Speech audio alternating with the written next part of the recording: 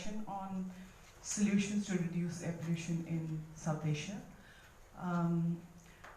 This session is being organized by Clean Air Asia and ECMOD, and we're looking at concrete output in terms of how we can cooperate in South Asia in terms of reducing air pollution. I'd like to invite Glinda, Deputy AD of CA, to introduce the session. Thank you, Prafna. Hello, good morning, everyone. It's the last day of the BAQ, but I hope, and I'm very thankful that all of you are still here, up and about early in the morning to help us find solutions to reduce air pollution in South Asia. Having worked in this region, I mean in the Asia-Pacific region for more than 17 years on this issue, I cannot help but recognize that there are sub-regions in all of Asia. And I see that there are common issues, common air pollution issues that plague certain sub-regions. I see that in the ASEAN region. In the ASEAN region, for example, I see that the greatest challenge is the energy transition. They're all powering their progress with coal-fired power plants, with power development plans that see their energy mix at more than 50% up to 2030. And so I see that ASEAN has common problems, but they can also find common solutions. And when I go and visit South Asia, go to India, Nepal, Bangladesh, Pakistan, I also see that there are common sources of pollution. And in fact, our partners like ECMOD have found how transboundary, the long-range transboundary impact of pollution from certain areas in South Asia region actually results in health impacts across this region. And therefore, responding to the common challenges, I think we cannot but emphasize that we need to find the solutions in this region as well. No, we cannot, as we always say, air pollution respects no boundaries. Air pollution respects no borders, and therefore we need to work together. We need to work together to find the solutions within the region. And so I'm very hopeful and happy that our India office has, together with partners like ECMOD, really come together to hold this session. So I look forward to hearing from you on how we can increase cooperation within the South, among the South Asian countries, to really find the solutions so that no one in this region will die from air pollution. I think one death from air pollution is already already a big loss to us.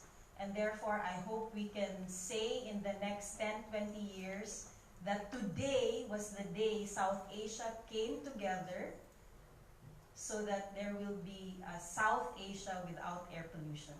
So thank you very much, and I look forward to hearing about the results of your session. And please come and join us during the plenary session to hear about the results of the BAQ. Thank you, Prafna, for inviting me here, and I hope to hear from you all later. Thank you very much, Glinda. And thank you for introducing me. I forgot to say, I'm Pratna. I look after the CA India operations. So I just assumed everybody knows me. So we have structured this session into two halves, and this was actually evolved from a discussion that Arniko and I had in terms of looking at, because the India office is also growing and a lot of issues are transboundary, and we feel that it could really act as a knowledge hub in terms of transit to and from South Asia. So I've requested Arniko Panda from ECMOD, who's a senior atmospheric scientist and has been in this space for a very long time. to kind of give an overview of the issues in South Asia and start the session.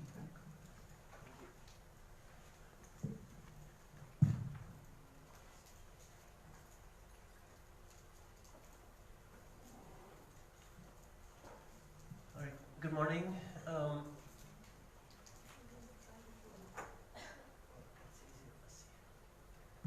Thank you everyone for coming, and I will give you a bit of an overview that is mostly with pictures and then a couple of slides to give an overview of some of the issues as well as the path towards solutions for air pollution and associated issues in South Asia. Let's start at the northern edge of South Asia at the Himalayas. The Himalayas are changing rapidly. This is a picture from 1921. And this is more recently 2008. Go back again. See the rapid loss in snow and ice cover.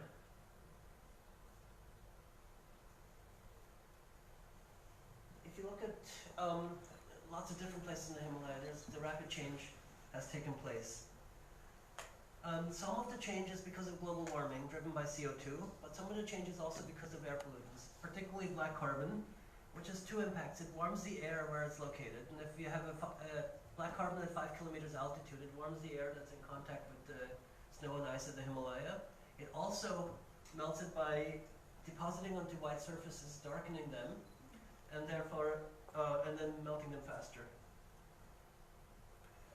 The Hindu Kush Himalaya region is the largest storage of frozen water outside of the polar regions. And there are a lot of communities that depend on glaciers and meltwater for their agriculture, for their livelihoods. And the basins, the river basins that run down out from the Himalayas are some of the most heavily populated in the world. The Yangtze and the Ganges basins are the number 1, number 2 in terms of population of all the river basins in the world.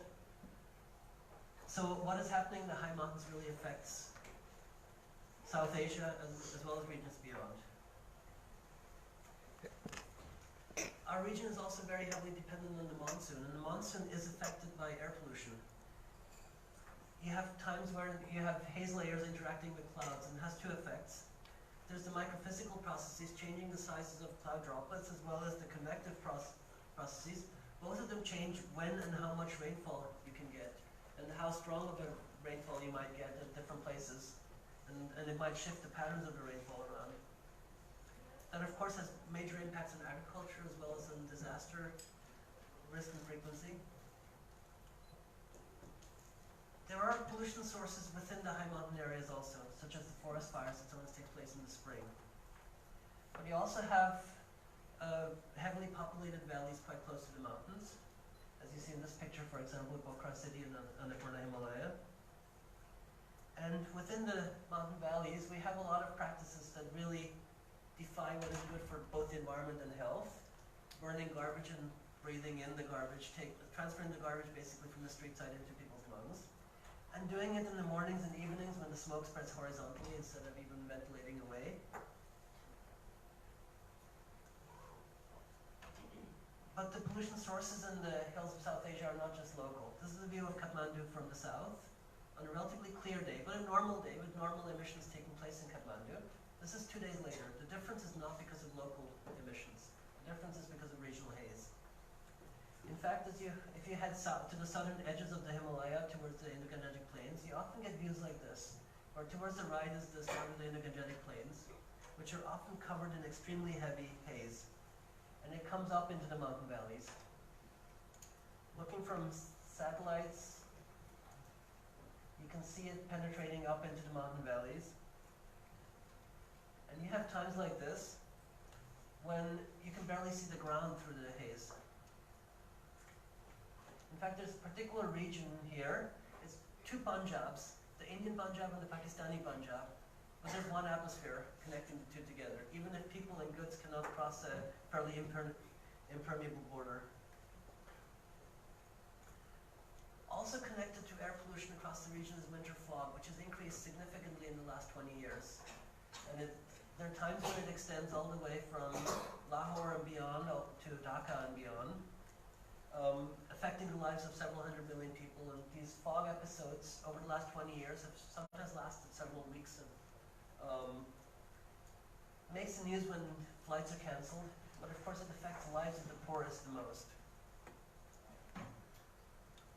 Our region also has some of the most, so in our region, we're dealing with an air pollution problem that has multiple sources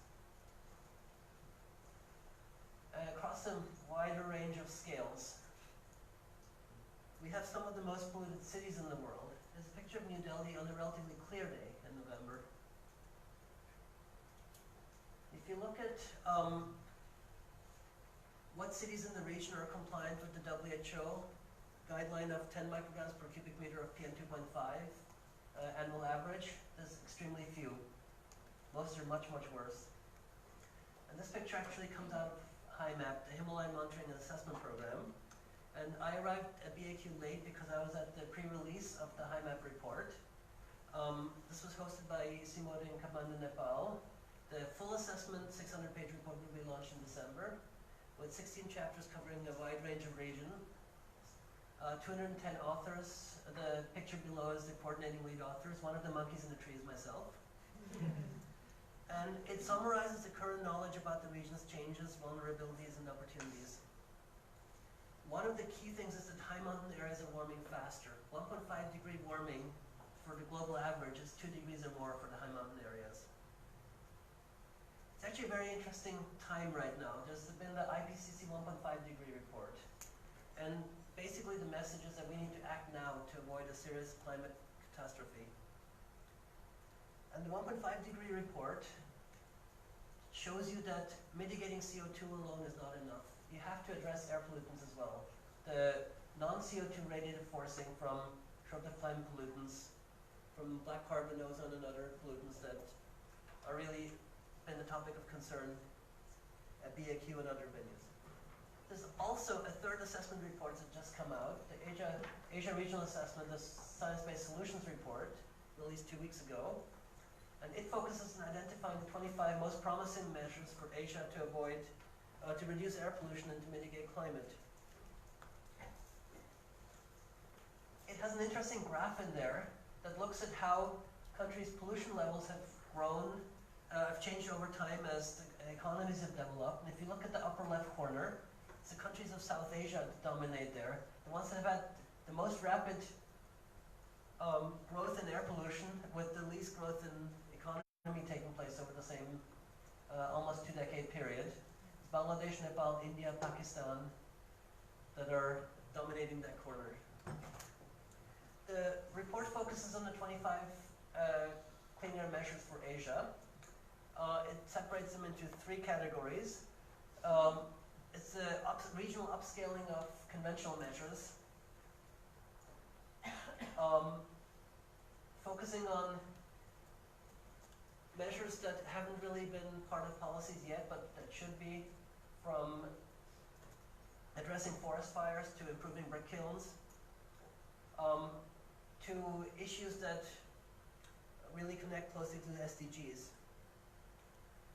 And it shows how you can reduce your global average PM2.5 levels in Asia by implementing different policies, and how you can bring bring the average levels down. And here is a map of the 2015 PM2.5 levels and what would happen if it was implemented across Asia.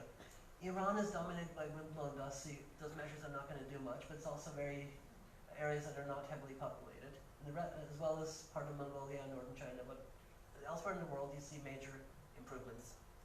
So the solutions are there, and the billions of people exposed to severe air pollution also goes down. So we go for 2015, and then the middle graph is if you don't implement any of the measures, and then the top one is if they're implemented. So some of the questions for us to think about today: do we have the institutions that can work across sectors, across borders, and across a range of scales that are needed to address air pollution in South Asia? And beyond the individual sectoral measures, what are the implications for long-term infrastructure investments that we need to think about to reduce air pollution? It's not just about reducing the emissions per vehicle, but how walkable are our cities? Are they evolving into being very car dependent? Is public transport attractive enough for people to be able to use it? Or in the power supply sector, sure, there's a lot of potential for hydropower from the Himalayas, but are the transformers and wiring that are, as well as the peak load production, can they actually support the shift to cooking with electricity? What are the infrastructural requirements for clean air? Look forward to a lively discussion. Thank you.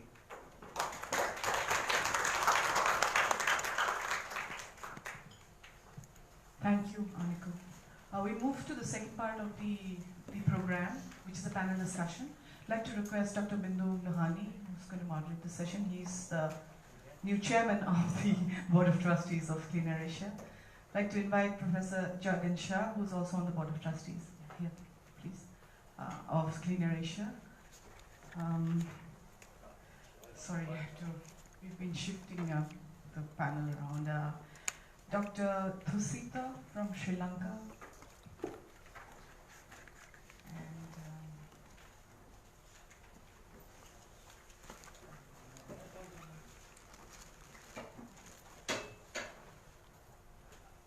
Mr. Anwar Malik, who's the Joint Secretary and Director of Environment with the Government of Bangladesh. Aniko, will you join the panel also? Is Mr. Murtaza here? Ahmed Murtaza?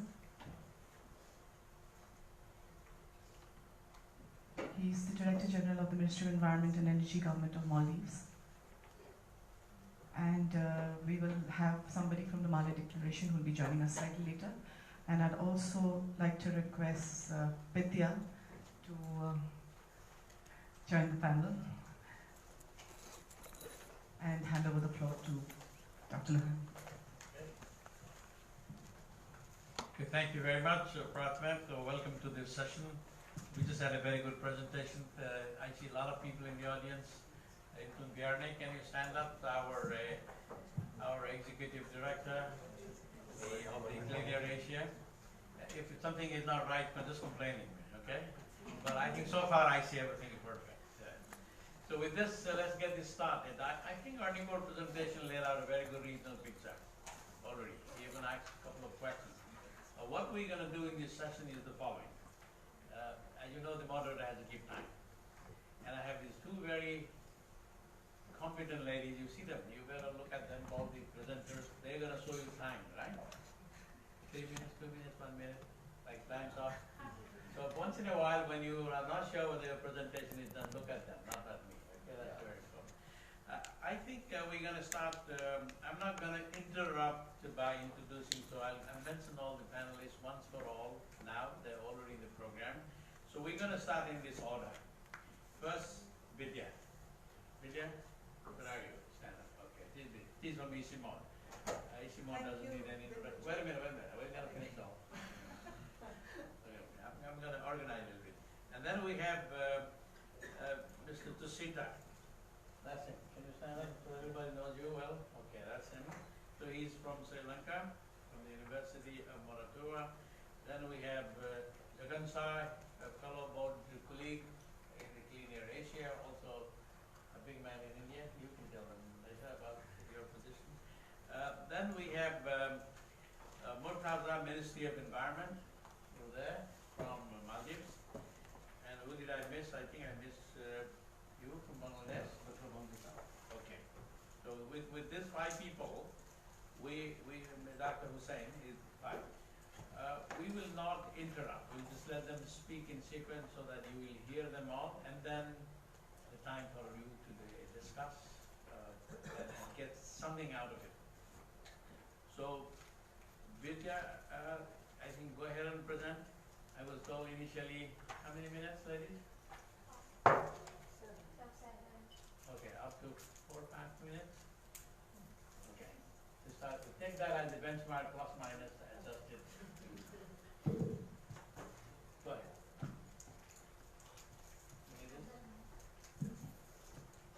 Where do I start?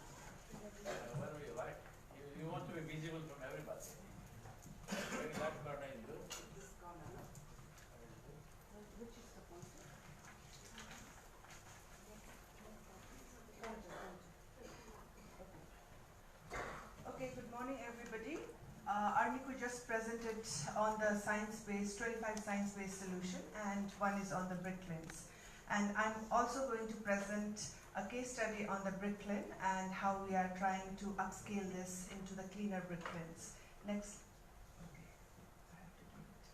So I'll just give you a brief overview of the bricklins because most of you must not be familiar with the brick industry.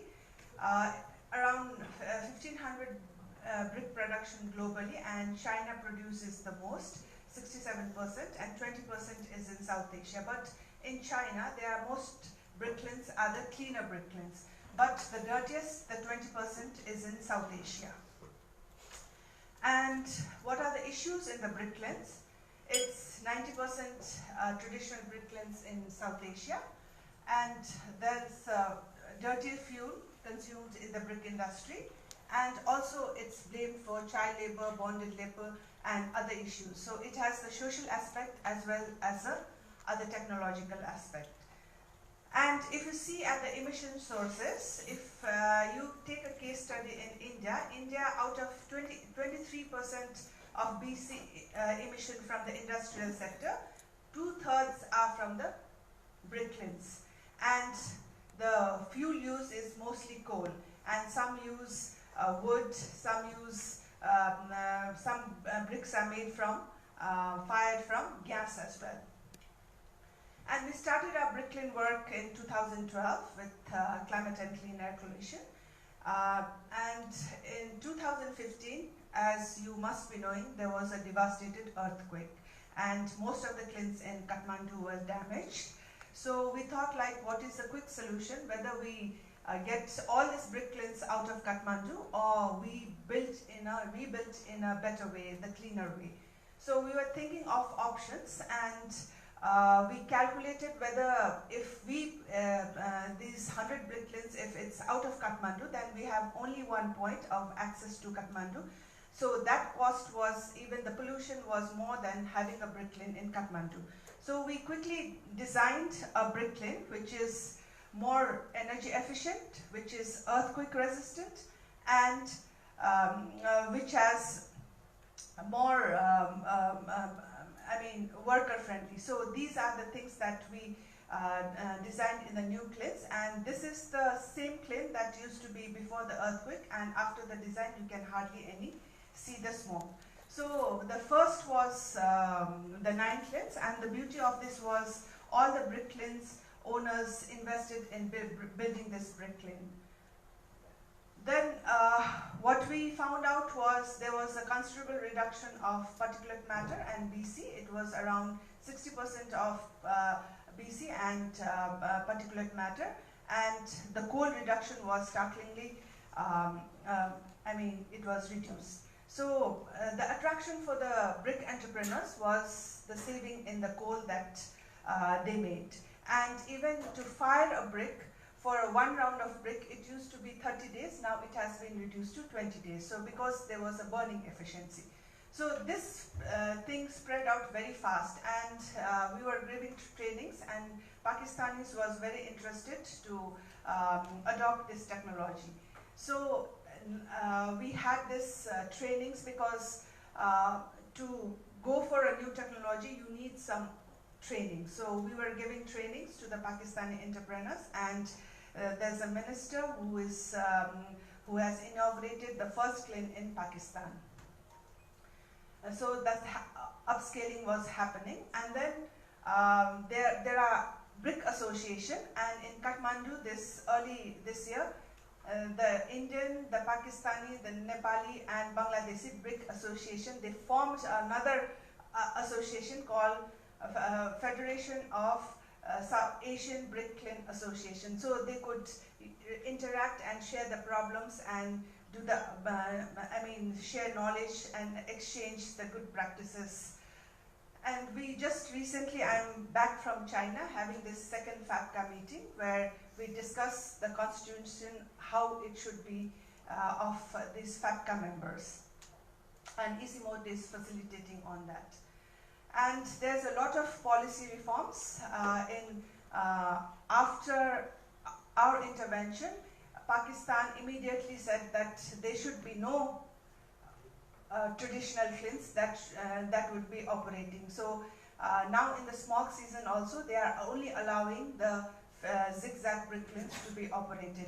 And similarly in India, certain directives are going on that the zigzag kilns or higher end kilns are only allowed to operate.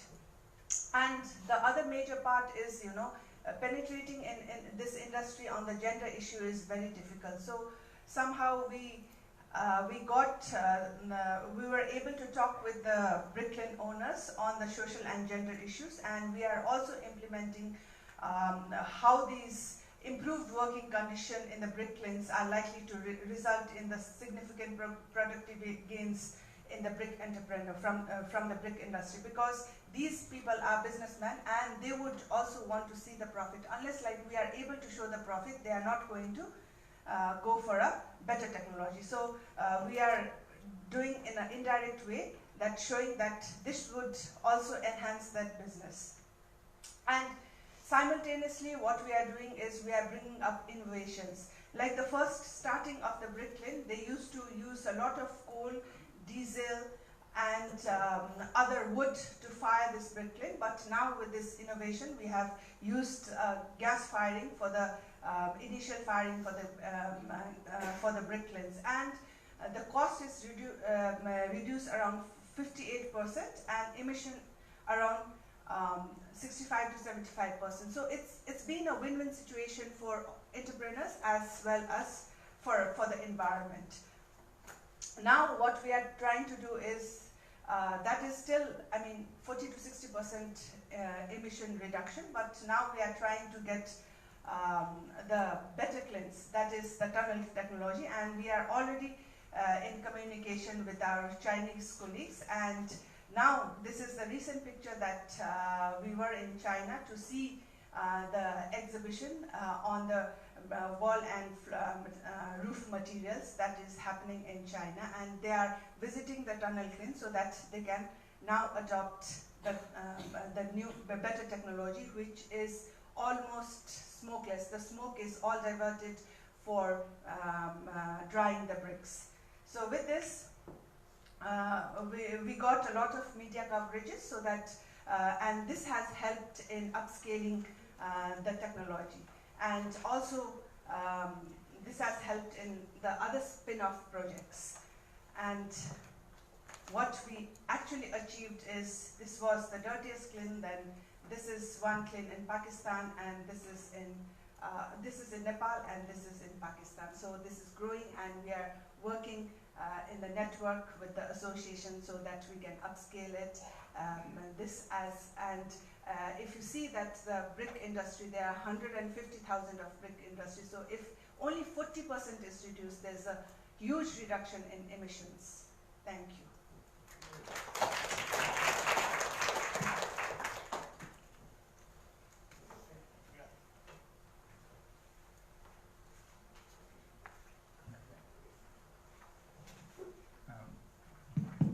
In fact, I have prepared presentation and thought of, without using the presentation, because you have 5 minutes, so I used to do 2-hour lectures, so timing is the issue. So basically, I will just share with you some of the approaches we have used in Sri Lanka, how to control this air pollution thing, and some of the key the factors which help us to attend this is, one is having a forum for stakeholders to discuss. So we had a not really institutional things, like an informal setup called Air Resource Management Center, where all the stakeholders, the policymakers, regulators, even private associations were involved together to discuss the issue. Every week we meet after hours, 3-4 hours from after maybe 6 to 9, and then discuss and then come up with some policy interventions with this discussion, because the policymakers and all the stakeholders were in the same table. So with that, we develop the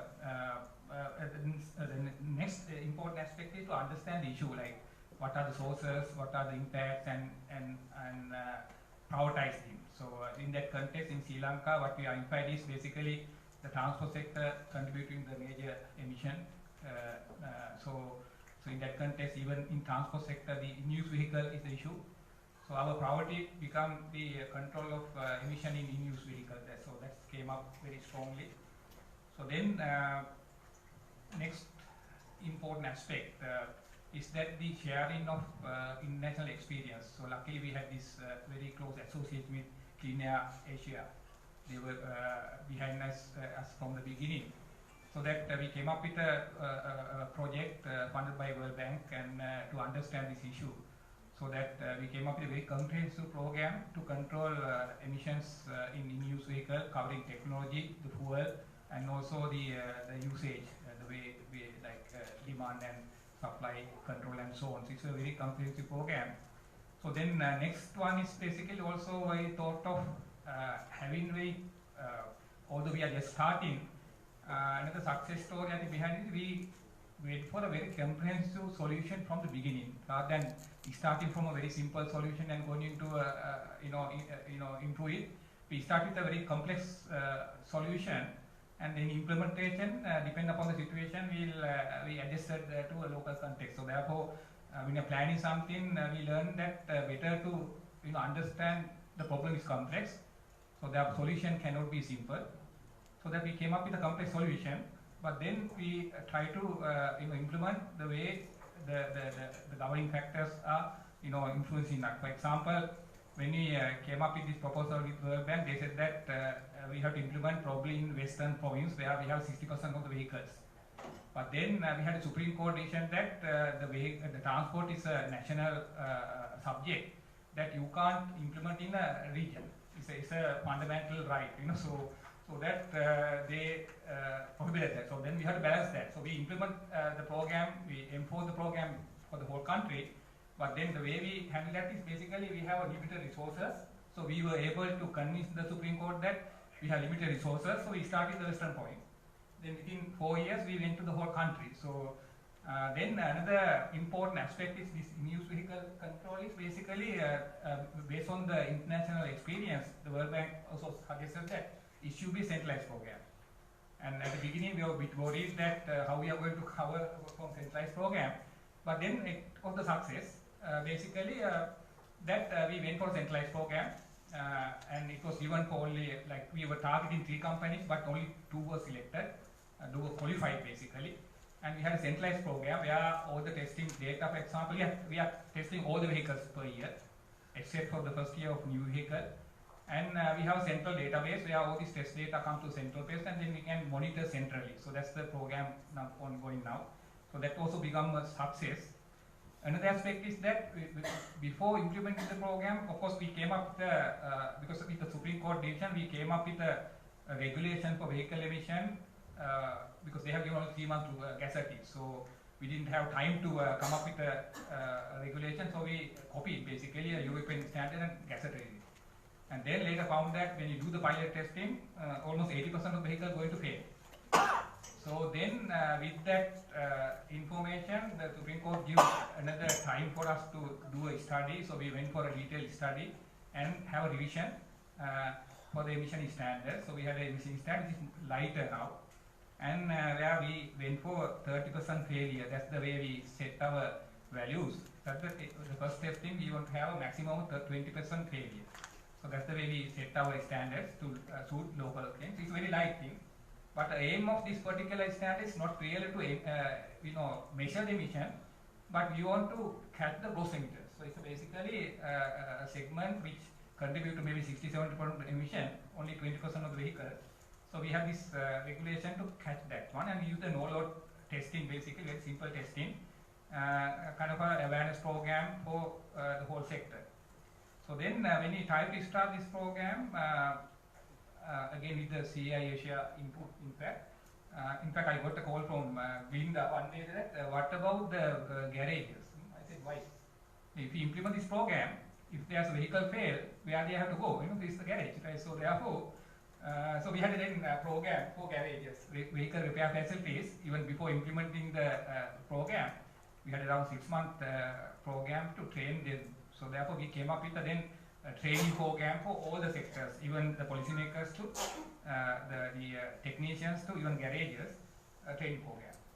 Then we had a awareness program, 6 months, to educate the people. People indicating that the importance of because people sometimes, like the user, will not understand the importance of smoke because they don't see their own smoke when they drive it. We are tailpipes behind, so that you don't see your own smoke, right? So therefore, very difficult to convince by saying this, the emission aspect. So that what it is, we link up this to the economy. Basically, when you improve the fuel economy, the emission, then fuel economy also improves, so that you save money. So that's the way we send the message to the general public.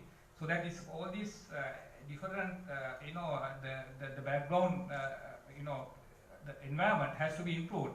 Awareness, training, regulation should be of course there. And then having a system where we can monitor. So that's why we went for this centralized program. So that's the first stage. Then of course now that the first item we identified, then now we are going for Emission Sources emission standard, which I don't have time to discuss that now, but then we are starting a similar type of program before implementing this regulation. There are some background information we have to make it viable for us to implement the standard. So I just want to share our experience in emission control. Thank you very much. Very good.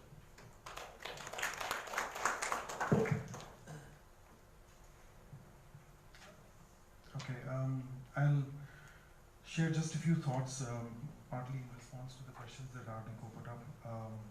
Do we have the frameworks by which we can actually begin to create cooperation across across national boundaries or regional boundaries? I think for those frameworks to actually, I mean, there are frameworks for dialogue across countries. Parliamentary, legislators they meet regularly, or state parties also have various kinds of forums in which they meet. But really, if the agenda is not articulated well enough, then those meetings also don't work out too well. So my first point is that I think we need to kind of unbundle this with regard to some big ecosystem and political economy questions, which I think then need to be put onto the agenda for political bosses and such like to deliberate on in ASEAN or in various other kinds of gatherings. One, of course, is that there is now a huge predominance of urbanization thinking, which is beginning to create its own silos. So I think silos are not only disciplinary, but also this kind of fetishization of cities themselves, and I'm part of that as well. I champion the power of cities, but at the same time, we need to look at the limitations that imposes on the whole dialogue, because then we tend to look at the rural, the agricultural economy and such like as being somewhat subsidiary, whereas clearly regional and intersectoral thinking is important. The other thing in Delhi, of course, is in India, is the the assumption that the plains matter more than the mountains, and the fact that significant numbers of people, our own populations, actually live in mountainous or hilly areas, or for that matter, coastal areas, which are also impacted by climate change. That doesn't get highlighted anywhere in the national dialogue, or I would imagine also in the regional dialogue. But countries like Nepal, which are in a sense in the mountains, although you do have a Terai region as well, they probably see less of this sort of pronounced difference. I think that's one aspect where multilateral dialogues can be set through better agenda formation. The second is a more practical suggestion I have, which is that we do need to look at, I think that the example of the Bricklayers Federation is fantastic. I think that's really one of the ways to go. Federating as well as self-regulating is a very good measure. And perhaps along with the kind of branding of green products, we need to now also look at the creation of sort of air pollution-free products, products that do not pollute the air in a very, very focused way, perhaps is a good way. Federating associations of various kinds that are related with industries that do cause pollution, and perhaps giving them some kind of a stamp or mark that they can use to regulate their own members and so on, might be one possible avenue as well. I'll end with two other points. One, of course, is that yes, we do need, if we have to have an urbanization agenda in our countries, we need to have smarter cities, that's for sure. So evidence-based planning and management of cities is, to my understanding, an imperative. There is no way that we can continue to urbanize without basing that on sound judgments based on data and evidence. And my last point would be that it's a research point. I think there is there is a lack of understanding about how inefficient, almost by design, how inefficiently managed our cities are. There's an assumption that urbanization and urban development and urban management, which leads to a lot of the pollution, is somehow about installing new things or capital expenditures and such like. But it's all about maintenance, and most cities, if I can speak for my own country, India, most cities don't have budgets for maintaining themselves, maintaining the infrastructure, maintaining any of the installations that they might have put in there. So give the same brick kiln to a municipality and they will not be able to maintain it or run it efficiently, because they don't have those budgets. And so I think further research about urban management or urban-rural management is really crucial, because we need to explode the myth that somehow you have a system in place and somehow it works. We sort of assume that it works, but it doesn't. It's very dysfunctional. I will give you just one small example, and I'll end with that. Municipal solid waste, for instance. We assume that municipalities have enough staff to manage it and enough budgets. They don't, and there is a double whammy, because in the privatization boom, companies are being hired to manage solid waste. At the same time, there are captive employees under the municipality that are also meant for managing solid waste, but are not trained or skilled, and therefore, in a sense, they exist as well as new private contracts are given out. It's a double whammy on the budget. Now, these are the kinds of granular researches that will help us, I think, address these problems. Thank you.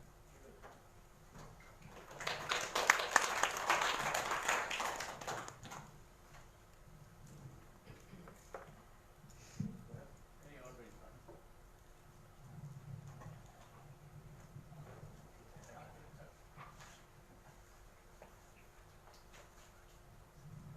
Right.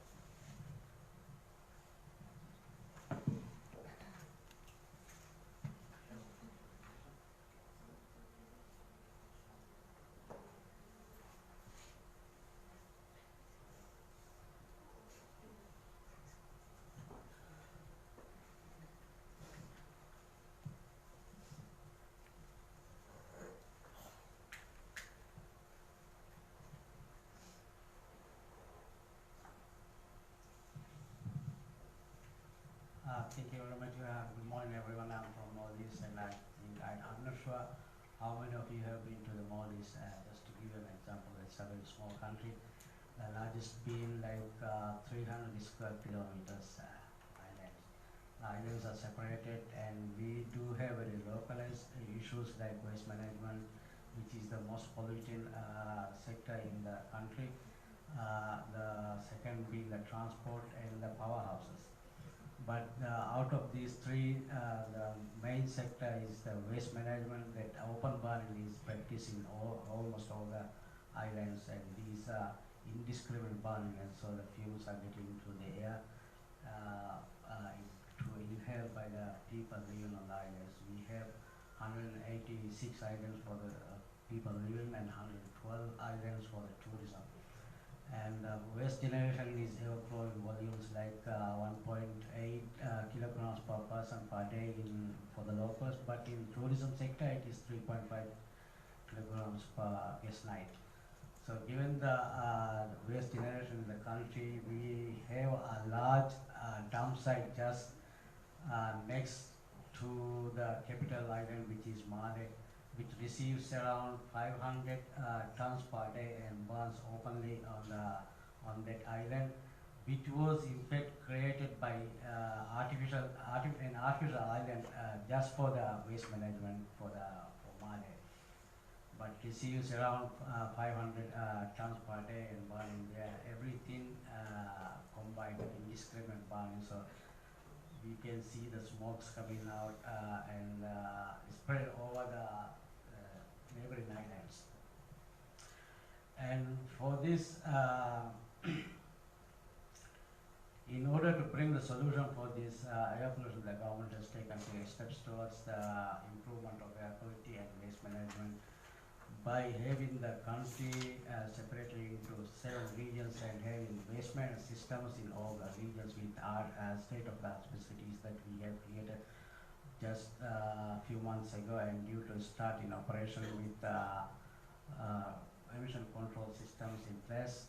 And we are now going to start other regions with the installation of these facilities with the help of funding agencies like World Bank, ADB, and other funding agencies. With most of these facilities to generate energy from burning waste.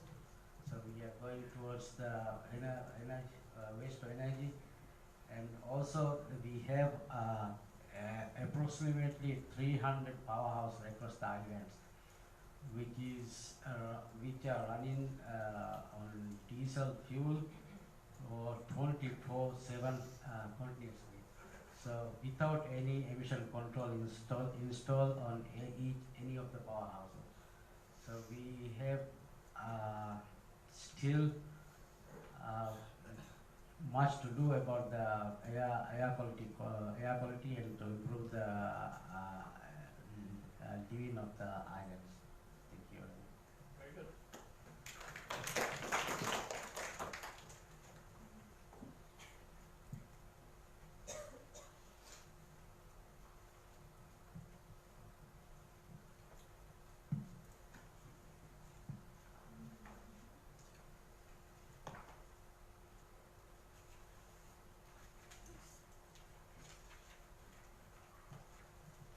Assalamu alaikum and very good morning to all. I would like to present here some government initiatives of Bangladesh. Actually, we know that Bangladesh is agriculture dependent country in early 70s. With the passage of time, contribution of agriculture to GDP in early 70s, 50%. Now it is only 15%. And industrial contribution presently just reverse action. So with the increase of industry and decreases of agricultural sector, there are lots of industry established, and due to which emission occur. Bangladesh is highly populated country with a small area, but we have some natural resources. Actually, Bangladesh is a riverine country and almost rainfall occurred in 3 to 4 months in a year, so incident of air pollution is relatively low than that of other countries. Air pollution causes behind in Bangladesh, same as other parts of the Asian countries, motor vehicles, bricklayers, dust, toxic fumes, fuel-based power plant, and tannerage. Due to increase of industries needs to power, so many individual sector power plant introduced with the connection of government. Government should take some initiative to reduce this pollution, introduce solar lamp at household level, install solar light at the roadside, impose policy for install solar panel on the roof of a new building for electricity permission, allocate 50% of rural development budget for install solar light in school and growth center. This is one of the important policy for government of Bangladesh for local development. This development budget used local government organization and 15% for solar light. And there are another initiative taken by the government that is solar village in each of the administrative unit done by Deputy Commissioner. Second thing, purchasing power capacity of people in Bangladesh gradually decreased. So personal vehicle increase significantly within 10 years. It's just like triple in Dhaka city as well as other cities. So government take two-stroke diesel engine in 2020, introduced battery run auto rickshaw, introduced solar car as a pilot project, removed 10 to 15 years old vehicle from the city, introduced green city bus by the Dhaka City Corporation, introduced CNG powered three-wheelers instead of two-stroke three-wheeler. Bangladesh Solar Energy Society present a battery run three-wheeler at the renewable energy. A solar panel is installed to the roof of the vehicle to provide about 20% research for its battery. The high low-cost battery is run three-wheeler, which is more popular now. Industrial emission, to eliminate the industrial emission, government takes some initiative. That is green industry. Install air treatment plant, install dust collector in cement factory, install covered skin at the near side of the industry, promote green industry, tree plantation, and promoting zero discharge and zero emission industry, which is guided by the Department of Environment Bangladesh. Introduce green cities, and green industry is now more important thing for Bangladesh government. And in the meantime, we have 8 city corporation. Rajshahi City Corporation introduced this program successfully, and now Rajshahi City Corporation is free from air pollution. Bricklayers is another important factor to polluting the natural environment. Due to this, enact Brick Manufacturing Act in 1940, and this act is updated just running years by an ordinance 2018 introducing environment-friendly modern brick kiln, that is hybrid or zigzag. In a brick build, kiln technology successfully introduced with emit around 60 to 17%. Education and public awareness, this is important thing for Bangladesh. For tree plantation at school level, civil society and others organization, and actually build knowledge raising public awareness on environment through education, dissemination of environment knowledge to every level, sustainable use of natural resources, involvement of civil society and student in this process, involvement of local government organizations, GOs and NGOs. Just like a green city, promoting green city by plantation, it helps to improve air quality. Now I summarize my discussion. Imports law and regulation, environmental right of people included the constitution, the supreme law of Bangladesh as a fundamental right.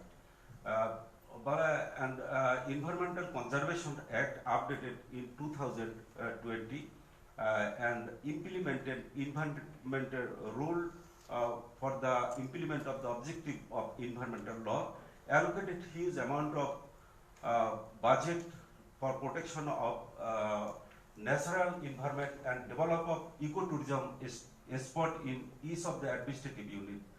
A special emphasis given by the Department of Environment Goal 9, 13, 14, 15 of Sustainable Development Goal.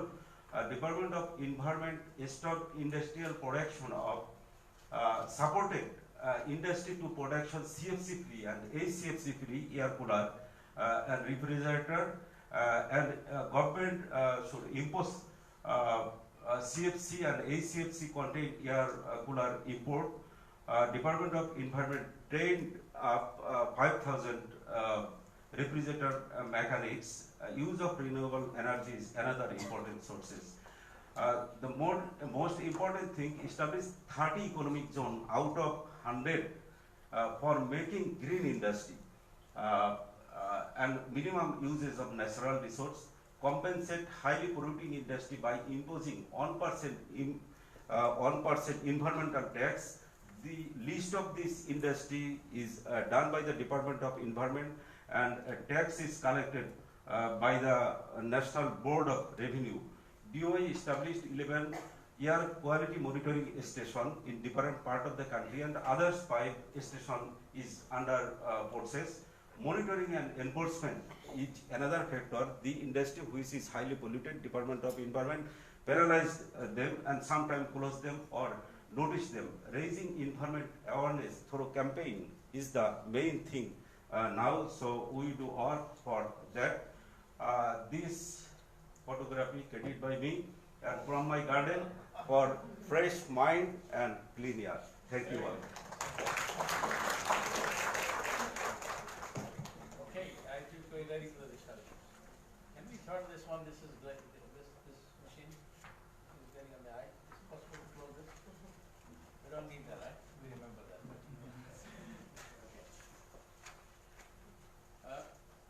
You know, there are 3 things we're going to focus given the time. We have until 10:30. 10:30 is 30 minutes after 10. So we have about, let's say, 30 minutes.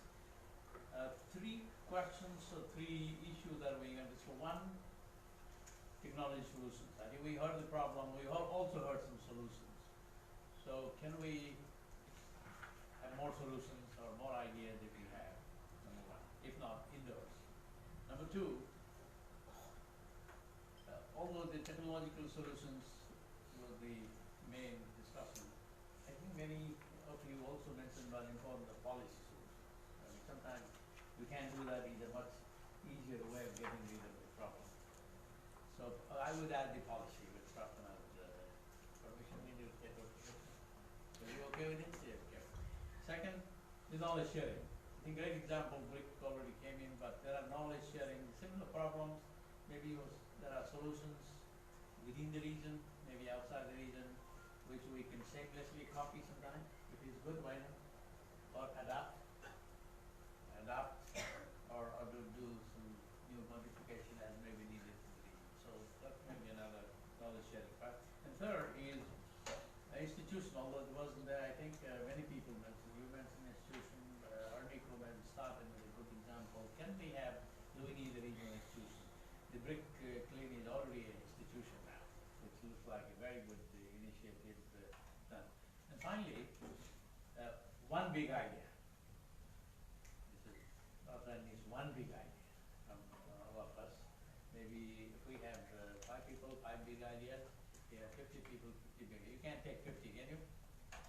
You can't too many, yeah? Okay. So with that in mind, let me begin. But let me begin 1 or 2, and then you can add yours and also argue with me. Number 1, Vidya's presentation. I think it was solid, very clear. Our message is, we know the problem, we know the solutions, we know where the technologies are. Even if you use the technologies, it doesn't hurt the vehicle manufacturers because the cost can be easily approached. Why aren't we doing this?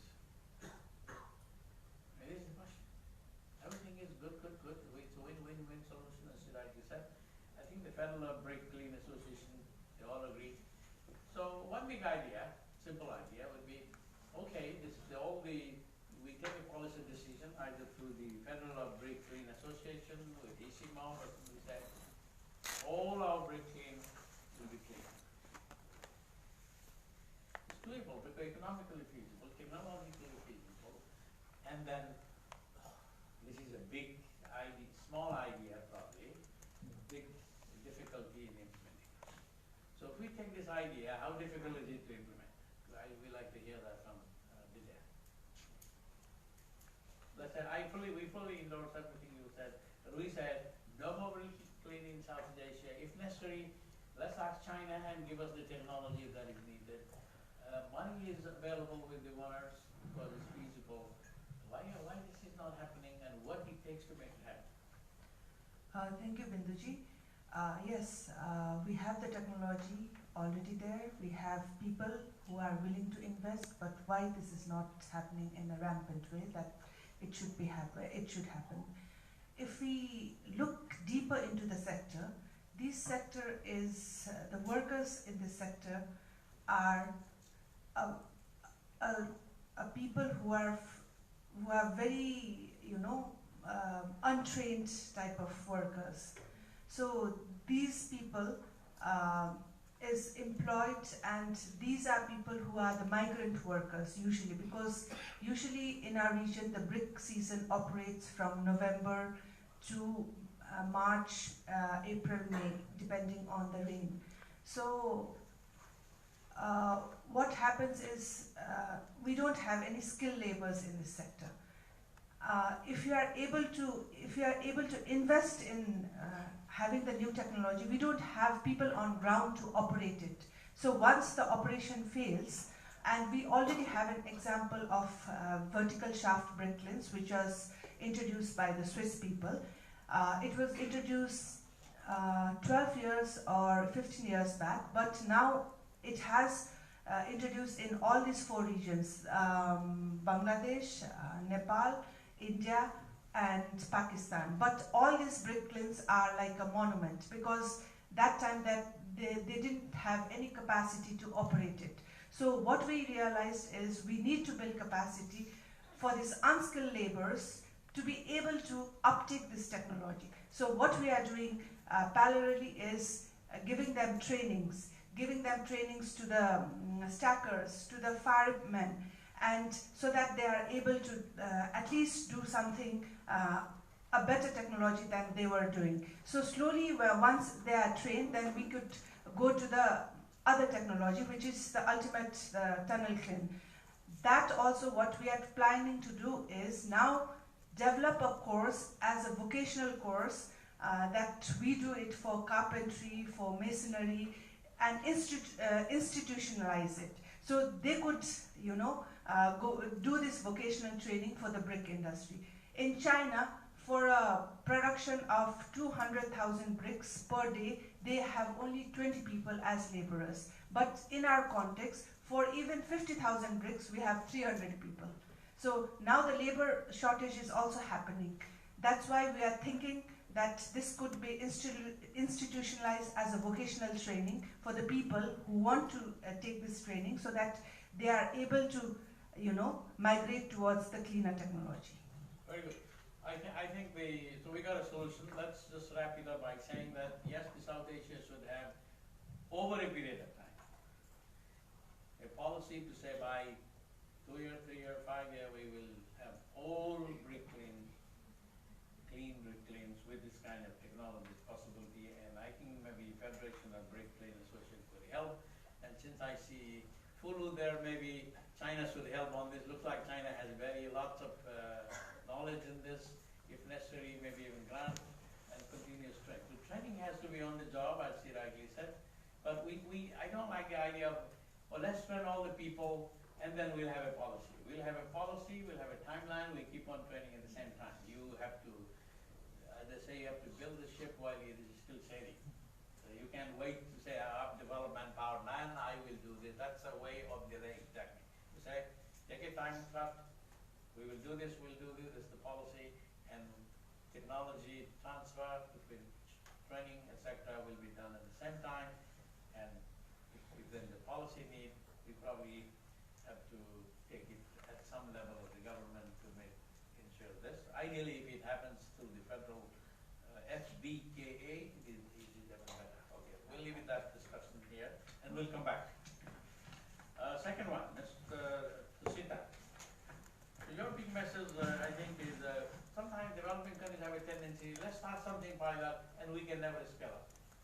Start small, incremental, and then you have to go to cabinet about 20 times, you've got the decision made 20 times. So his message is rather to let's think comprehensive already. Go to the decision maker once, and they could take your own piece to implement on your timetable. I think that message is a good one. Many developing countries, we're developing country, we can't do like developed country thinking, we'll do incrementally. I think this with that thinking that we will like to be like this, and we will have a one timeline for this one. That's a good message, I think. One good idea you came in, and there are many other good ideas. I also like to really mention what you talk about various training, etc. But the key thing that's coming out in your presentation, in Bangladesh presentation, is enforcement. There are sometimes very good, like Constitution provides you clean air, clean water, etc. Why aren't people getting it? There are environmental laws which says you should do this, why aren't we getting it? So I think there is a general need for strengthening enforcement, whether it happens to the Supreme Court. I hope you can, Minister of Environment can implement on its own. You don't have to go to Supreme Court forever and drag for 5 years before you take a decision. Maybe enforcement, some quicker way of enforcement. And this is particularly probably weak in Southeast Asia. We have to say that because we are in a South Asia session, right? But it's much better. I saw the Chinese 30 years ago. 30 years ago, I saw what they had and how they've been able to enforce over the period. In the beginning, they had the same problem. Very high standard, didn't enforce. But over the period, what they mean is what they mean. Okay, that's one big idea. Okay? What would you say to that? Yeah. One big idea. Just to add to that, I think the sharing of the resources globally is important. For example, like CIA share was there behind from us, like for our activities. So we got a lot of knowledge through them, like connecting to others. Even VCP, they supported us and so on. So that I think still we don't have that forum here. Like we don't have a forum to share the best practices type of thing. I think maybe CIA share someone can get leadership on that. We had a good program with, for example, Hong Kong Polyu, where now we don't have measuring, like one is the instrumentation of measuring, like air quality monitoring and so on. So we had a program to share the equipment and so on. So, but I mean, just to add to that, basically, of course, important the regulation, but then there are other areas we have to also highlight. So therefore, when we implement this type of comprehensive program, there are many other elements we have to, I think, touch upon. So if you have something, we are just looking at whether we can't have a kind of a regional air quality monitoring center or something like that. Maybe modeling is also there. Can't we have a regional center on air quality modeling and monitoring? So yeah, we share the equipment, we share the tools. That type of We can ask Ishimon later. But I think what he's saying, limited resources. This is true with every country. Whatever money, if you work with my experience from I was at the bank, we had lots of money, enough money. If you try to think about the money available on the Ministry of Environment, like in Dhaka, like you in the university, there's not enough money for the environment. But if you take the air pollution issue as an energy department issue, transport department issue, these guys are rich. So how do you cross-sector? There was the word, I think, Erniko put in his question, how do you work cross-sector? So we have to learn to work with the Ministry of Transport. These guys are sitting with tons of money. Energy Ministry, they are the richest. Urban people, they are the richest. So if we do not take this, if you say my air pollution is my environmental problem, then I think you don't have money. And not the cloud, not the power. So this is our challenge. But to do this, how we can reasonably probably influence, like what Mr. is saying, probably is a good idea. Maybe Simon, maybe South Asia, Center Partner, and South Asia lady, or something like that would might help. So that's one thing I take. And then I have to come back to you quickly. Now we go to Jagan. I think he said something very, very interesting to me. I hadn't thought about it. Think about the big ecosystem concept. We all talk about cities, but forget what Erniko thought about the mountains and where the cities are actually going to be probably someday flooded because of the melting of those snows and so on. I think this is a very good message between Erniko and Gagan. I think he picked up very nice. The ecosystem thinking is problem. We always say 67% of the people will live in cities, GDP will be in the cities, employment in the cities, greenhouse gas is created. Providing out the cities are not going to be there if the climate issues, they're also vulnerable to pollution. I think this ecosystem is a big message. I haven't heard in many things, and between Erniko and Jagan, I think this clicks extremely well. But having said that, yes, the people will live in cities, 67%. So I think we need to capitalize on this smart city ideas.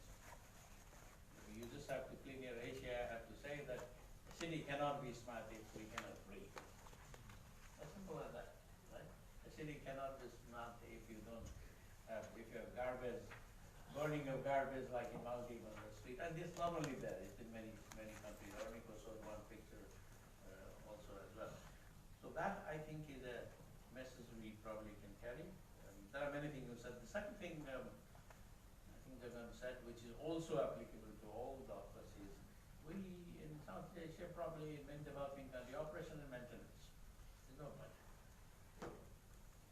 And therefore, you know, even garbage collection, if the municipality does it, rightly says at some point, even in Kathmandu or Nico knows, sometimes they don't collect this, say we don't have people, we don't have money. But if you privatize some of these, because they guys that I look at my tax bill, they're collecting a lot of money on garbage collection, and the garbage doesn't get collected.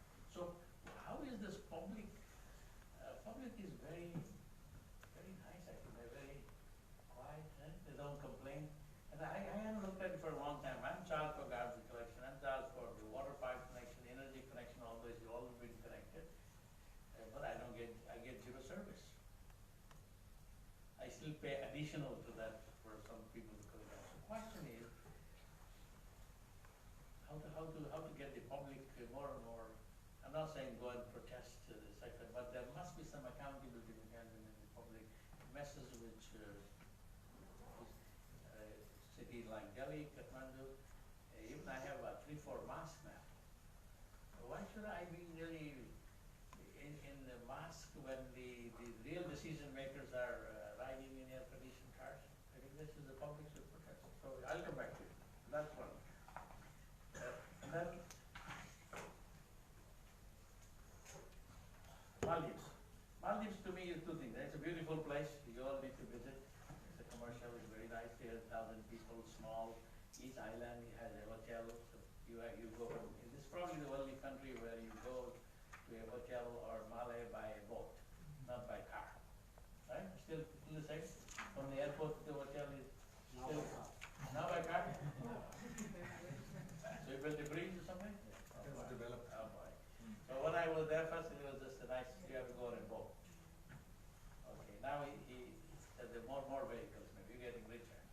So I think in your case, it'll be a pity with what most of the economy is on tourism, to see this garbage burning. And 300,000 people is a doable exercise. 300, not 400? 400,000 people. You know, who knows 400,000 people will be, you can't even show as a dot in China, I think, right? So it's a doable exercise. You just need to say no more garbage burning on this thing because it hurts tourism. You just, I do, when I was in ADB, we did provide you a couple of replacing the diesel. You know, they have the diesel in each island, the diesel plant for energy. Just need to replace all of them by solar. We did some. But once for all, make a decision that there'll be no more diesel. It's a one-time investment, doable, but borrow the money, feed it, get the free grant, go to the GCF, let somebody mobilize your funds, and I think before it becomes too bad. So I think the big message therefore is no garbage burning policy. Right? No diesel fuel over a period of time, which you've been saying that for a long time, but the speed is not very fast. Based on my old experience. I'm a little bit outdated by 2 years. Is that a big idea, big commitment? Yeah, two things. Basically, no more garbage burning. Well, we do And well, Westall, 300,000 people west is a viable waste to energy project because it's mostly organic now. well, we do have regulators on waste management that bans on open Can burning. you take that? Well, one thing is that open burning is in the Maldives is banned by regulation, but still there are no means of proper waste management in the island, so there is no other means except for the volume reduction except burning. Another thing is that because of the smallness of these islands where we don't have enough land for the landfilling, so each island is separated and we have to remove all this waste from the island to another island, so it is also a very huge cost that is because of the sea transportation that we are relying on. That is also one thing. But having said that, the government has now taken few steps forward to improve the situation by having regionalized system for the waste management, that having a transport link with all these islands, between the islands and the regional facility. The facility will have kind of a waste energy system in place, and then all the waste coming from all the islands will be collected by sea vessel and transferred to this facility. That is a kind of policy now that we have in place. I'm going to make one comment, then go back to Erniko, because he's given an overview. He can comment. Dr. Hussain, I think Bangladesh we've been watching is one of the best economy over a period of time. Continuous growth of 6%, 7%. They've really done extremely well in the last decade, 2 decades. I used to monitor very carefully. He said the contribution to agriculture and GDP is less now. You know, Bangladesh is probably one of the world's leading now country in garments. I can't count the number of garments, but I must say, based on my 2 years old knowledge, not updated, the garment industry needs fixing on pollution, both air or water, wastewater, etc. I think there has been an attempt, a lot of attempt, but it's not there fully, because this is your bread and butter, right? 60%, 70% of the, 80% of the export is garments. That's one thing I will make a comment on. And the second I would say is the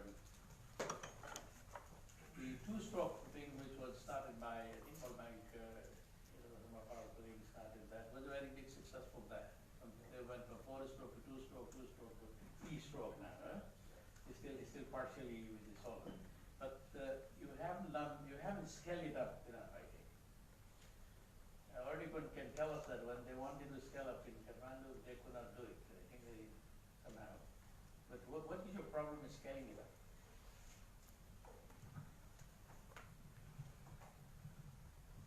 Okay, thank you. Technology is there, but the people behind the technology is not aware enough. So sometimes it creates problem. In the garment sector, the importers import some rules and regulations, and due to this, the government and the garments owners association jointly work, and now most of the garments industry are green industry as mentioned, and government also provide some incentive them. In case of vehicular emission, there is a highly progress in Dhaka. 2-stroke removed by CNC based and battery based 3-wheeler. It can be implemented other part of the country. The problem in Bangladesh is not same as other part of the country, and the technology which is sustaining one country which could not sustain in Bangladesh. So in this time, actually, I say something about coordination among all cities and cities government at different part of the Asian countries, and technology transfer by 2 ways or 3 ways communication. So government of Bangladesh embraces management than technology, and management is important thing, and due to this we established 30 economic zone. This industry is established within the economic zone, and government provide 34 service there. Just electricity, land clearance certificate, environment clearance certificate. Due to this, industries within area from a scattered area, and then it will be manageable for us as well as the industry owners, and it will protect the natural environment, especially air pollution. Okay, now we've heard all of them. Erniko started with the reasonable overview. Erniko, you've heard them all. Now your perspective. All right, you asked for a big idea, so I'll try to bring things together. Glinda talked about things that at the very start about things that unite sub-regions in Asia. One of the things that's common across much of South Asia is elections and election politics. Can we move towards having something in place where politicians' re-election is dependent on improvement to air quality? That would need a combination of citizens, data, awareness, journalists, all working together. There is a lot more air pollution monitoring going on now than in the past. A few weeks ago, I was in a conversation with the mayor of Kathmandu, and he asked me, has air pollution improved since I was elected? And I was embarrassed to say that I didn't know the answer. I didn't look at the data yet. But maybe we should be tracking what happens to air pollution attached to the terms in office of prime ministers, of mayors, of governors across the region. And be having an active, coordinated media campaign across the whole region that looks at how is air pollution changing since between election terms, and what decisions have they done, how effective are those decisions. I think there is a lot of motivation, a lot of interest among our politicians to do something about problems that are on people's radar, on problems that people are concerned about. Is there enough concern about air pollution in the region? If I look at my country, Nepal, more people die every year of air pollution than died in the 2015 earthquake. But it's a slow motion silent disaster with anonymous people dying. There are no big stories that really catch attention. A few weeks ago, we facilitated a meeting between the mayors of the cities in the Kathmandu Valley and the mayor of Mexico City. Mexico City, outside of the region, a place we can learn from, had the worst air pollution in the world in 1992-93. It has made huge progress since then. And one of the questions that the mayor addressed was what triggered the change? And she described two events that really raised public awareness in Mexico City. One was when the sparrows started dying. People would be walking on the streets and sparrows would drop dead while flying. The second was when students in grade 5 were asked what is the color of the sky on the national exam, and 80% said gray, 10% said brown, and only 10% said blue. That really raised awareness. How many silent emergencies do we have? How many silent deaths do we have? How do we bring those stories to public awareness? How do we create a coordinated campaign to make re-election depend on clean air? Thank you. Very good. Okay. So I kept looking out of it. One, of course, is tracking air pollution, trying to link at this the politicians, whatever that means. I bet it will create some awareness. Number two, the regional institutions. So I can bring maybe South Asia. Whether we like it or not, people are working in various sub-regions now. We have the South Asia, Southeast Asia, Central Asia, Pacific group. So there is a natural political group of South Asia, secretary, whether you work for SARC or separately, maybe trying to put some agenda through them might get the attention of the politician. I don't know who can do that better, maybe Prabha or somebody could talk to SARC and CAA, probably could try, or ECMOD could help. So two things. One is linking with the politician term, plus a regional institution. Maybe Prasna can someday, the Delhi office could be South Asia, I don't know, or Sri Lanka office could be South Asia. Ishimon could be South Asia, already South Asia, plus China. So something like gotcha. It's something to look at. Now with this, I want to get some audience. Is somebody here from Malay Declaration? No, she didn't come back. There's something about Malay Declaration on air pollution, South Asian countries. It's not there. I think that I see a hand there. Please mention your name, institutions. That'll be nice. Yeah, I think the second row. Yeah, here. Good morning, everyone. I'm Jyoti Prajapati from Kathmandu, Nepal, and currently I'm conducting a research in air pollution, low carbon transportation, at Institute of Advanced Sustainability Studies, Potsdam, Germany. And in relation to the just now what Ornico sir has said, I'd like to recall an event which has happened this year in Kathmandu Valley in June. We experienced 3 days muddy rain. So that was one of the very huge information flow in Facebook. Everyone was posting the picture where they saw that after the rain there was a layer of dust in their bikes, in their clothes. So everyone was frightened with that event. What is happening? What has just occurred? So later on, everyone was just frightened. They were scared, and some of my friends were also asking me, "Do you know what was the reason? Since you are also in this sector like that." And then we got the news that the Meteorological Forecasting Department answered that it was actually the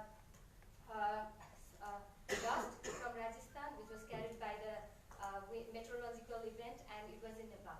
So that is one of the unique event experienced by Kathmandu Valley, and lots of people were threatened. And then finally they got the answer that it was just the dust, and the particulate matter was so big that it doesn't have very much impact on the health. So I'd like to draw the attention in this regional our workshop regarding the transboundary air pollution also. Since we are all together, how we can also give more focus and importance on this issue. As Sir has shown the one slide that both the Punjab has the same amount of haze above it. So though we do some control measures in the local way of our like transport and all, we will further be impacted by the activities we have done. And since Nepal is in between the huge two economies of China and India, we are also very much impacted by those kind of issues.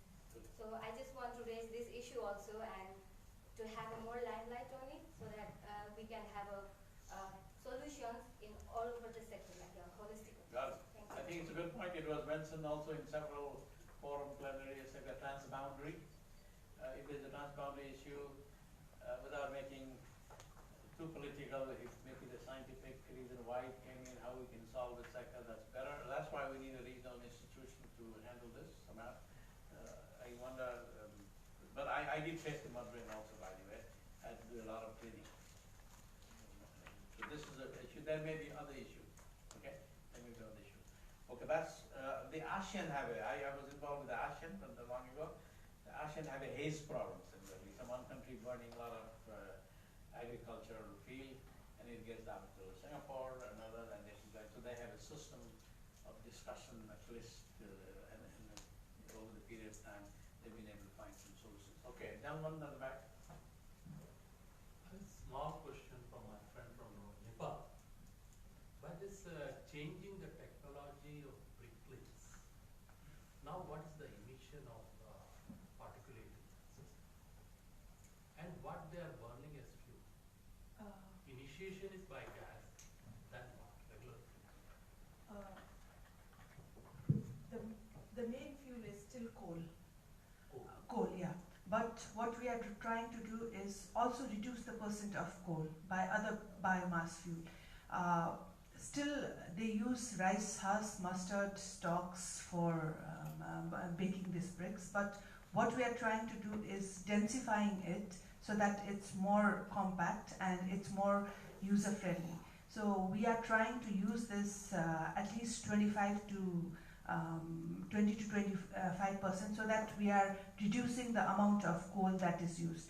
But the other things that what we could also envision is to bake this brick by electricity. Now we don't have so much of electricity, and these brick kilns are located away from the city, so they don't have electricity connections. So once this is also developed, if we are able to cluster a brick kiln in certain places, then we can also draw this electricity line and we could fire these bricks by electricity. So that is also something that we have envisioned it, but we won't be able to do right now, but that is our ultimate goal, to replace coal by electricity. What's the emission now? Any rough idea? Emission, there used to be like, around 500 to 600 in FCBTK. Now it has reduced to 150 to maximum 200 microgram per cubic meter of PM. One more 10. question to my Bangladesh friend. What you are doing with your batteries, which you use for e-vehicles, how you manage?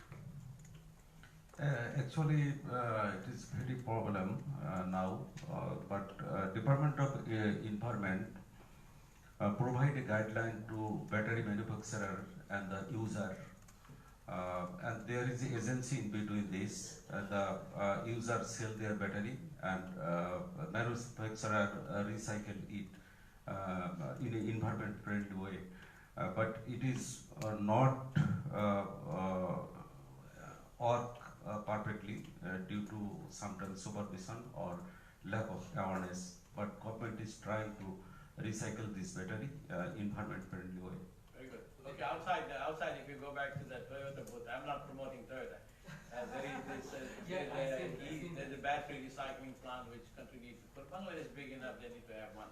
And I think this question also, I'm looking at the time, this question is also relevant to Arniko, but he doesn't need to answer. He has an e-vehicle, which I wrote on, which is very good. I don't know how he's going to dispose of the battery, you can tell him later. But there's a lady who wants to talk. Maybe this may be the last question. Ratna, you have more time or you want to finish it? We're at 10:30, so ask a 30-second question and we'll get a 1-minute reply. Well, it's not a question, it's just a comment related to your discussion. Yeah. I'm from Pakistan. So you talked about this technology transfer. So there are a few comments regarding our experience in Pakistan. So I think what's more needed that is fuel standardization for industry sector, for brick kiln, for cement industry, because they are burning everything, like tires are being burned, waste is being burned. So that needs to be done. Plus, we are more energy intensive country. Like we are very inefficient country. So we need to introduce more energy efficient technologies, like in brick kiln sector they are going to introduce that. And plus you talked about privatization of this waste collection system. So in Pakistan we introduced this system, we privatized our waste collection in major cities, but that was huge loss to our economy. So instead of doing this, like this is not the long-term solution, we have to develop institutional capacity. We need to strengthen our own institutions, waste collection organizations, so that it could be done in a right manner. And then talking about this Mali declaration, I mean there have been a lot of progress in the assessments, but what was the main issue? Like data was being collected in all these countries, but data sharing was not the practice. Okay. I mean at least they could have discussed. I think we got the message. They're already ready to answer your question. Okay, go ahead. I don't think it was a question, but I just wanted to add, I'm glad you give that example that the privatization has become a burden. I think this is again about paradigm shifts, because we do need to get sort of unlocked from the lock-in effect of government processes and the business as usual government. Government is becoming an intermediary, which is a real problem. So the slogan that we want to promote now is federate and reform. Really federate the people who are actually on the ground doing stuff, whether they are SFGs or they are NGOs, whatever, and get them to basically leverage the economy of scale that's now available in all our economies. And that's really important to recognize that we all have populous countries, and turn that leverage into an advantage and really look at reform through federation of the actual on-ground people. Very good. Okay, I need to ask the president now. Do you want me to summarize? Or I think we said already so many things which you probably is a summary already, or more than a summary. Do you need it? You know. If you have it, I've got 5 pages, which I can put in 30 seconds or 50 minutes, depending on. Okay, I think I will, 1 or 2 messages. Brick was a good presentation. The message is still what I said. We know the problem, we know the solution, we know it's doable, we know economically viable, it's not being done. The federal institutional arrangement has been done, somebody needs to act on it. That's the, it may be at whatever level that is, but that message came out very, very clear. Mr. Sita's point to me is, look at the big picture. The developing country is thinking always incremental to maybe incomprehensive and start working on it over a period of time. It's easier, better, comprehensive. You said complex, so I'm turning complex word into comprehensive. It's okay? Yeah. Okay. And limited resource. Everybody has limited resource, so we need to be able to go and tap resource. In other sector agencies, not being say, I need money for air pollution. Those money are elsewhere in the energy, transport, urban sector places. So this, you need to have the discipline and you need to have that. I was part of that when I ran the environment program in the ADB. I didn't want money. They want to give me money. I say, I don't want money. I want to be able to get the money from others. That's my success. And I think that at the end we have so much money, which is their own money for themselves. So that's the mindset change, which probably is what doing it. Came across all over, including in his. I took a note of enforcement, backing everywhere, but a lot of things could be done on his own.